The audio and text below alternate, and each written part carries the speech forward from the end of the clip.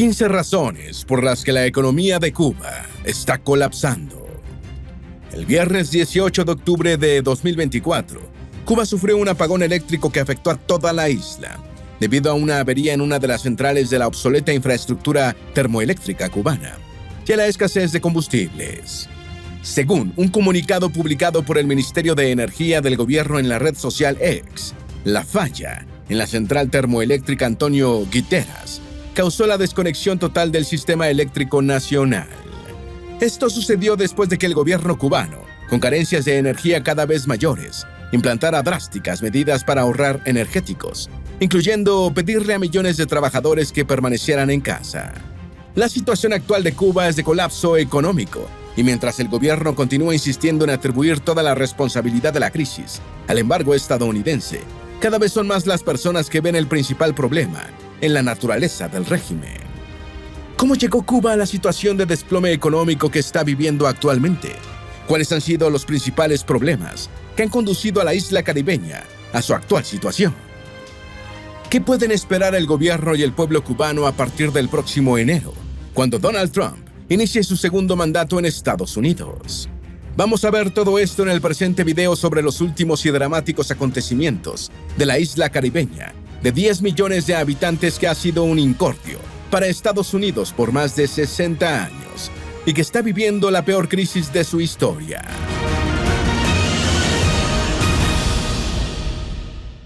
La poca comida se pudrió. Historia de personas que vivieron los apagones, protestaron en las calles. La reciente falta de electricidad en Cuba afectó, entre otras cosas, el uso de los teléfonos móviles, el suministro de agua y los refrigeradores comerciales y hogareños, lo que, en una isla de tórrido clima, derivó en comida dañada, un drama para todas las familias solo amortiguado porque los cubanos no suelen tener la nevera repleta.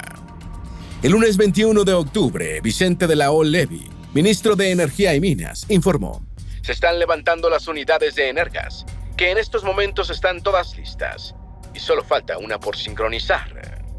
El presidente cubano Miguel Díaz-Canel se felicitó por el restablecimiento del servicio eléctrico diciendo: es un trabajo admirable, añadiendo que se iba a determinar cómo vamos a ir manejando el déficit en los próximos días. Entre tanto, los cubanos veían cómo la poca comida que tenían en sus refrigeradores empezaba a dañarse. No hemos tenido electricidad durante 3 noches y nuestra comida se está pudriendo. 4 días sin electricidad es un abuso para los niños, dijo Mari Carla, una cubana con 3 hijos que no quiso dar su apellido por temor a represalias gubernamentales. Ante la imposibilidad de utilizar sus cocinas eléctricas y de gas, muchas familias volvieron a la vieja usanza de cocinar con leña, pero esto solo fue posible en casas con patios y no en apartamentos. México mandó $31 millones en barriles de diésel y petróleo a Cuba para que funcionaran las plantas eléctricas de Cuba. A finales de octubre del año 2024, el gobierno mexicano, aliado ideológico de Cuba desde que Andrés Manuel López Obrador ascendió a la presidencia en 2018, envió a la isla 400,000 barriles de petróleo y 31 millones de barriles de diésel, según informó la presidenta Claudia Sheinbaum. Esta entrega de 431,000 barriles de hidrocarburos en una semana tenía un valor de mercado de $31 millones. Este cargamento se utilizará para generar electricidad y para el transporte. Esta mañana, la Unión Eléctrica de Cuba declaró que todavía tienen un déficit de generación eléctrica de 1,400 megavatios, lo que es una cifra muy grave. Las plantas termoeléctricas de la isla todavía están operando a un 65 o 70% de su capacidad, dijo Jorge Piñón, investigador senior del Instituto de Energía de la Universidad de Texas.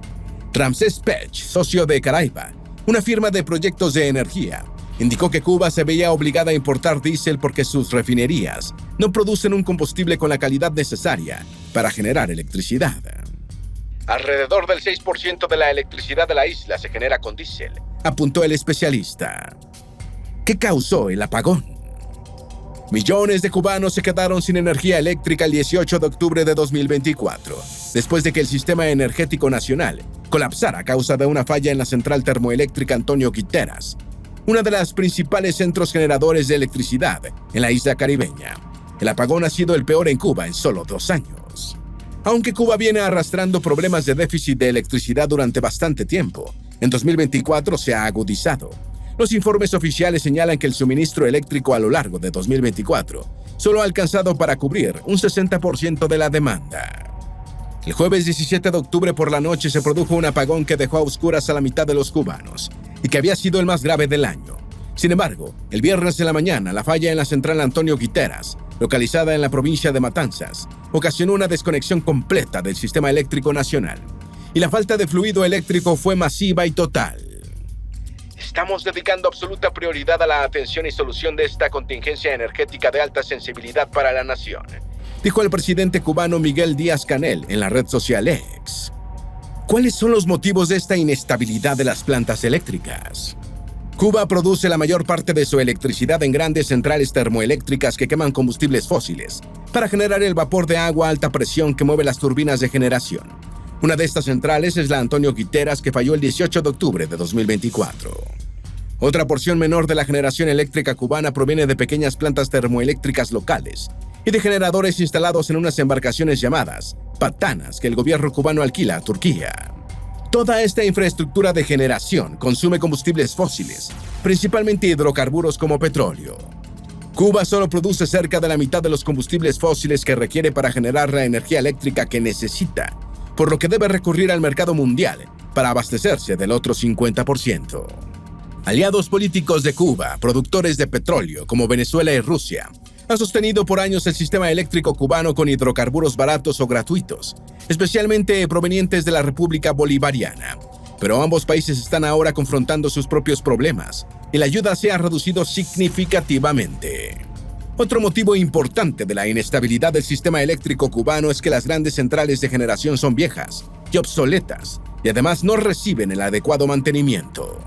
Todo esto pasó a pesar de que la población cubana se ha reducido desde 11.1 millones en el año 2000 hasta cerca de 10 millones en 2024.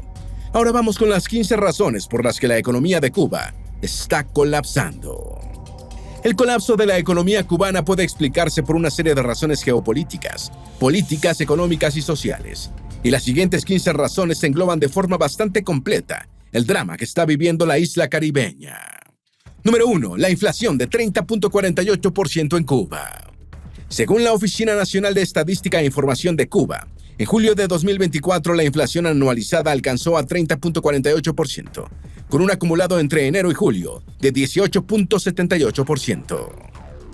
Por sectores, los mayores incrementos anualizados se produjeron en bebidas alcohólicas y tabaco, con 50.48%, en restaurantes y hoteles, con 36.71%. Le siguieron alimentos y bebidas no alcohólicas, con 35.17%, y transporte, con 32.58%. Un dato importante es que, por tercer mes consecutivo, la data incluyó al sector privado, algo inédito en la información económica cubana. Si bien el sector económico privado cubano continúa siendo muy minoritario, ha tenido cierto auge desde 2021, cuando se legalizaron los pymes. La oficina gubernamental señaló que el 80.41% de los 8.176 establecimientos de la muestra utilizada pertenecen al sector privado, siendo que la mayor parte del comercio minorista en la isla está en manos de organismos del Estado. En los últimos 5 años, Cuba ha estado padeciendo de una aguda crisis económica por la escasez de insumos básicos, el endurecimiento de las sanciones durante el primer gobierno de Donald Trump y los frecuentes apagones. La situación ha generado profundo malestar y descontento social entre los cubanos, que inusualmente han salido a protestar a las calles. El empeoramiento de la calidad de vida en Cuba es visible también por la intensificación de la ola migratoria, sin precedentes por su duración y magnitud. Número 2. Pobreza alarmante. Cuba atraviesa por una grave contracción económica, acompañada de una alta inflación que ha afectado la producción de alimentos y el suministro de medicinas. Pascal Fletcher, quien era periodista en La Habana durante el periodo de 1990, que siguió al colapso de la Unión Soviética, señala: en aquella crisis económica que el entonces líder cubano Fidel Castro llamó eufemísticamente como periodo especial en tiempos de paz, los automóviles desaparecieron de las calles y caminos de la isla. Las carretas tiradas por bueyes reemplazaron a los tractores en el campo, y los cubanos cultivaron huertas en sus patios traseros y tejados en ejercicios de austeridad y resiliencia revolucionarias para compensar la repentina escasez de suministros vitales. Comparando aquella época con la situación actual, el profesor de Economía de la Universidad Javeriana de Cali, Pavel Vidal sostiene que algunos indicadores macroeconómicos fueron diferentes, mientras que otros han tenido una evolución similar. Señala, por ejemplo, que durante el periodo especial de la década de 1990, la caída del PIB y el déficit fiscal fueron mayores, pero la inflación ha sido parecida. El experto cree que la población cubana, que depende de las remesas, está un poco mejor y apunta: los pensionados y los asalariados del Estado que dependen de un ingreso fijo en pesos cubanos, que no se ha ajustado a la inflación. No hay datos oficiales, pero yo creo que ahí las cifras de pobreza son alarmantes. Esta abierta desigualdad lleva a varios economistas a sostener que la situación actual es socialmente más dramática que la de los años 1990. Número 3. La guerra de Ucrania afectó a Cuba por el aumento de precio del fertilizante. La guerra afecta al mundo de varias maneras, incluyendo los perjuicios en los flujos comerciales internacionales.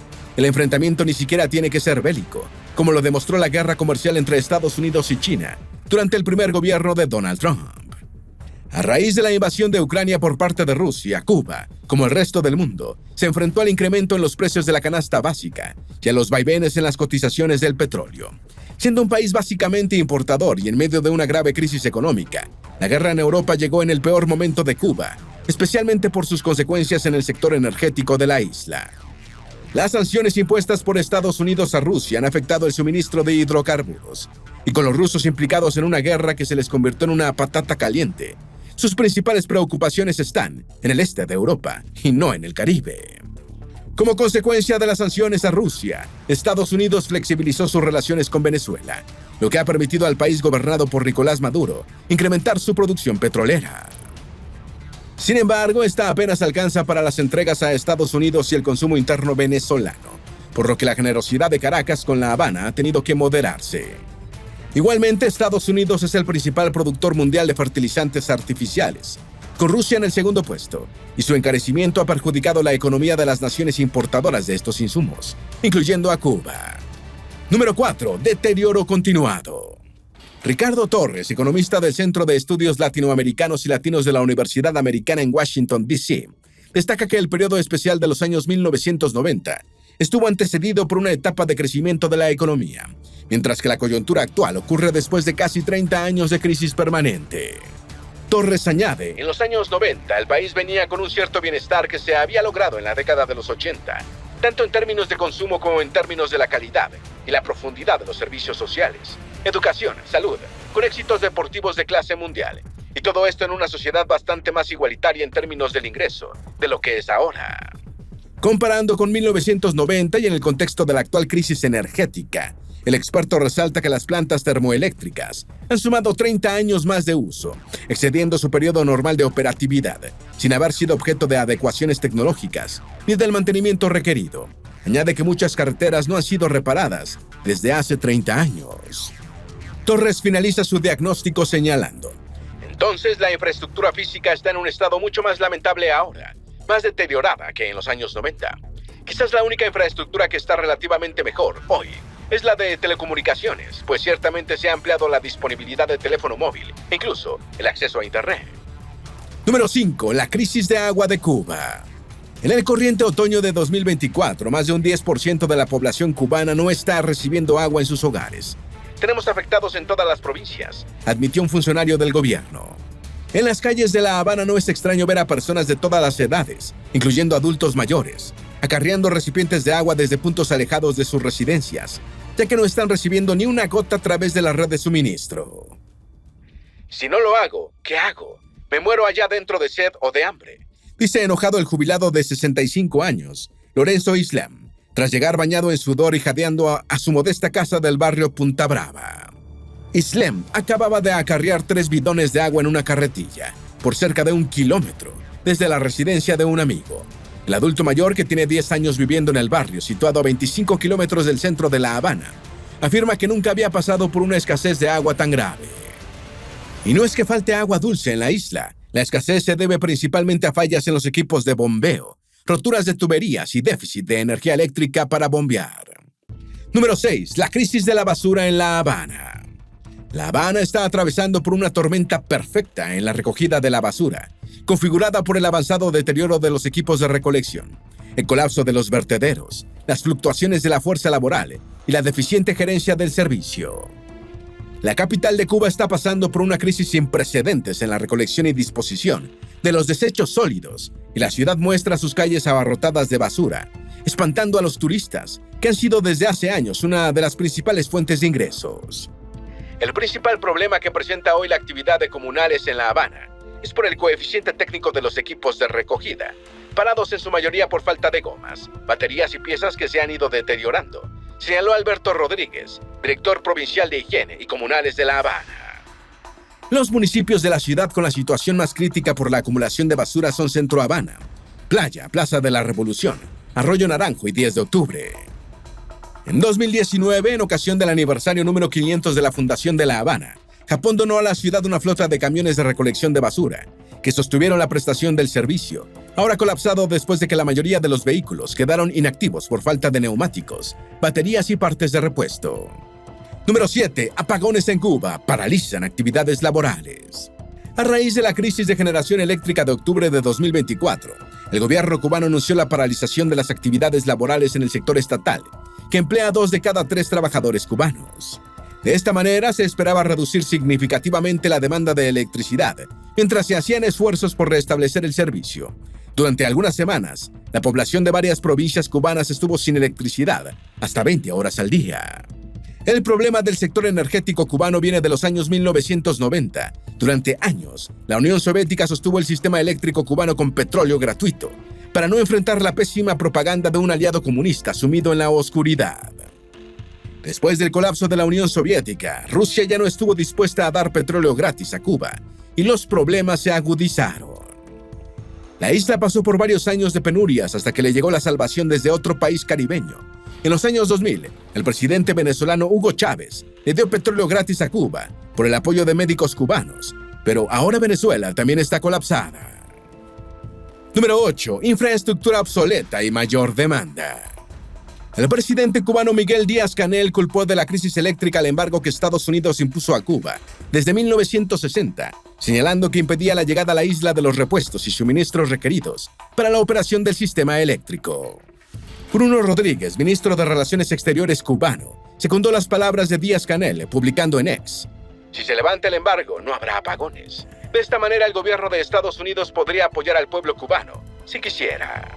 Sin embargo, la mayor parte de la infraestructura eléctrica cubana data de la era soviética, por lo que ya tiene más de 30 años en operación y está obsoleta y deteriorada por falta de mantenimiento. Las autoridades cubanas también culpan de la crisis eléctrica la mayor demanda de electricidad, a pesar de la caída de la actividad económica y de que la población de la isla se ha reducido en un 10% desde 1990. Los voceros del gobierno cubano atribuyen esta mayor demanda de energía eléctrica al incremento en la instalación de aparatos de aire acondicionado en pequeñas empresas y hogares. Número 9. Escasez de combustible. Más allá del dudoso incremento de la demanda de electricidad y de las culpas endosadas al embargo estadounidense, el primer ministro cubano, Manuel Marrero, reconoció en un mensaje por televisión que la escasez de combustible es el factor más importante. Alfredo López Valdés, presidente de la Unión Eléctrica Nacional, también citó a la escasez de combustible como el principal problema que afronta el sistema eléctrico cubano. La isla depende de las importaciones de hidrocarburos para operar sus plantas termoeléctricas, además obsoletas. Sin embargo, se ha visto afectada por la reducción de los vitales despachos de petróleo desde Venezuela. En el año 2000, Hugo Chávez firmó un acuerdo con su amigo y mentor político, Fidel Castro, para proporcionar a Cuba 53,000 barriles diarios de petróleo a cambio de misiones cubanas en el sector salud, principalmente a través del suministro de personal médico. El sucesor de Chávez, Nicolás Maduro, ratificó el convenio, pero Venezuela está sumergida en su propia crisis, lo que ha reducido significativamente la entrega de combustibles a Cuba. Número 10. La fallida planificación centralizada impuesta desde el poder político. Muchas voces críticas no comparten las explicaciones de las autoridades cubanas sobre el origen de la crisis energética y ahondan en las causas económicas y políticas que han llevado al colapso. Una de estas voces es la del economista Pedro Monreal, que reaccionó en sus redes sociales a un titular del diario oficialista Granma, que puso en su portada: "Cuba en combate ante el desafío eléctrico energético". Monreal señaló en X: "No es desafío, es ruina energética como componente de la fallida planificación centralizada, impuesta desde el poder político". Y añadió: "Es crisis estructural acelerada por fracaso del ordenamiento, y complicada por parches ineficaces. Es una bancarrota causada por decisiones internas. Cuba heredó de la Unión Soviética el sistema de planificación centralizada, en el que el Estado decide qué, cuánto, cómo y dónde se producen los bienes y servicios a consumir, unas decisiones que el sistema capitalista deja en manos de los agentes económicos del mercado. Número 11. ¿Por qué desde hace 25 años Cuba no supera los 11 millones de habitantes? La historia de la baja natalidad de Cuba. Durante el último cuarto de siglo, la población mundial creció a un alarmante ritmo de 1.2% interanual, hasta llegar a los 8.000 millones de personas de la actualidad. En América Latina, la tendencia fue similar, superando ahora los 600 millones de almas. Con la excepción de guerras y epidemias muy graves, no es habitual que la población de los países se reduzca, por lo que el caso de Cuba es atípico. Si bien la isla alcanzó su máximo histórico de población en 2022, con 11.2 millones de habitantes, este censo poblacional era casi el mismo que tenía la isla en el año 2000, cuando registró 11.1 millones de personas. Es decir, la población cubana prácticamente no creció entre 2000 y 2021. Pero lo más grave en términos demográficos vino en 2023, cuando el país registró una caída brutal de población, situándose en 10.06 millones de personas, retrocediendo al nivel de 1985. Además, todo indica que 2024 cerrará con una población cubana inferior a los 10 millones de personas. La principal razón de la creciente caída poblacional cubana es la emigración. Entre 2022 y 2023, emigraron de la isla casi 1 millón de personas, la mayoría a Estados Unidos, y la mayor ola migratoria de Cuba en toda su historia. Otro factor importante es la caída de la tasa de fecundidad, a 1.45 hijos por mujer, inferior a la tasa de reemplazo y al promedio latinoamericano. Número 12. El gran éxodo cubano. 224.000 cubanos se fueron a Estados Unidos, solo en el año 2022. En 2022 emigraron hacia Estados Unidos 224.000 cubanos, equivalentes al 2% del censo de la isla, y a más de 4% de la población en edad de trabajar. Los que se van en su mayoría son jóvenes, muchos de ellos personal cualificado o profesionales, que han perdido las esperanzas de que las cosas mejoren, indica el economista cubano Omar Everlini Pérez. Cuba está en un proceso de deterioro demográfico, estimándose que su población mayor de 60 años, que era de 21% en 2022, crecerá hasta 30% en 2030, sin considerar el impacto de las olas migratorias formadas muy mayoritariamente por jóvenes. A Cuba se le escapan a raudales sus jóvenes, es decir, su futuro. El porvenir del país se ha hipotecado peligrosamente, y esto solo puede desembocar en más inestabilidad política y social, sostiene el economista Ricardo Torres. Número 13. Más de 60 años de embargo. En 1960, el presidente estadounidense Dwight Eisenhower estableció el primer embargo contra Cuba, después de que el gobierno de Fidel Castro iniciara una serie de nacionalizaciones que afectaron intereses de Estados Unidos. Mientras algunos analistas denuncian el embargo como un factor que ha afectado notablemente la economía cubana, otros lo ven como una especie de comodín que utiliza el gobierno de Cuba para justificar todas las ineficiencias y desviaciones. Según Sebastián Arcos, director adjunto del Instituto de Investigaciones Cubanas de la Universidad Internacional de Florida, se trata de una narrativa oficial que lleva décadas y que los cubanos ya no creen, por ser una explicación simplista que no refleja la realidad. El politólogo cubano Frank Calzona afirma: gran parte de lo que el gobierno de Cuba llama bloqueo es mentira. Estados Unidos le vende a Cuba todo lo que necesita, pero le exige que pague al contado. Número 14. ¿Con quién comercia Cuba actualmente?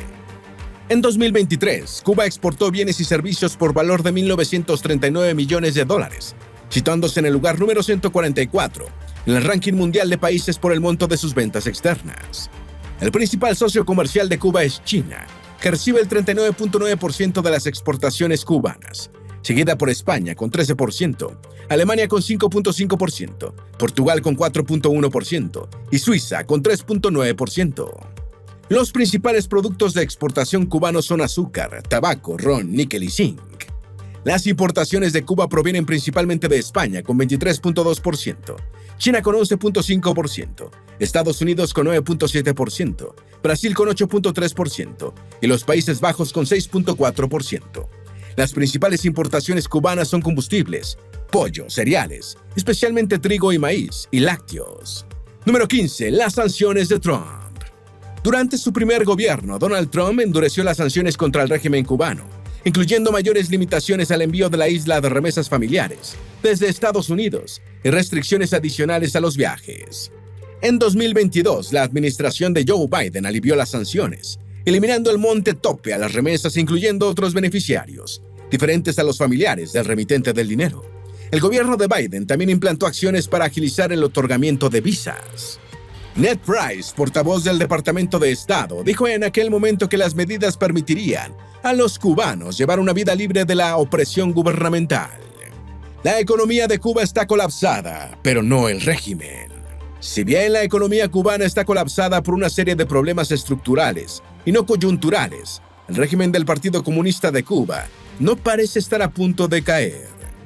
Durante una conferencia en Madrid en abril de 2024, el subsecretario de Estado para Asuntos del Hemisferio Occidental, Brian Nichols, dijo: Cuba está en un momento clave y la solución es la democracia. El propio Biden calificó a Cuba de Estado fallido.